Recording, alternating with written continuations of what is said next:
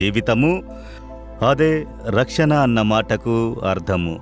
యేసు రక్షకునిగా ఈ లోకమునకు వచ్చినది మనలను పాపశాపం నుండి రక్షించి పరిపూర్ణముగా మనల్ని ఆశీర్వదించుటకు. కనుక దేవుడు మిమ్మల్ని చూసి చెబుతున్నారు, నా కుమార్తె భయపడకు, నా కుమారుడా భయపడకు, నీవు ఆశీర్వాదంగా ఉండునట్లు నిన్ను రక్షించుటకు నేనిష్టపడుచున్నాను.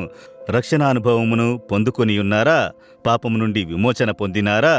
అలా లేకపోతే యేసయ్యా నన్ను రక్షించుటకు సిలువలో రక్తము చిందించితిరి కదా, నన్ను రక్షించి నన్ను ఆశీర్వదించుడి అని అడగండి. మీ జీవితంలో ఒక పరిపూర్ణ ఆశీర్వాదము కలుగుట మీరు చూచెదరు. విశ్వసించెదరా? ఈ వాగ్దానమును విశ్వసించి ప్రార్థించి చూడండి.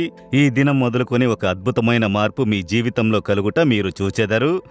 కనుక యేసు సిలువలో మనలను రక్షించుటకు తనను బలిగా ఇచ్చారు.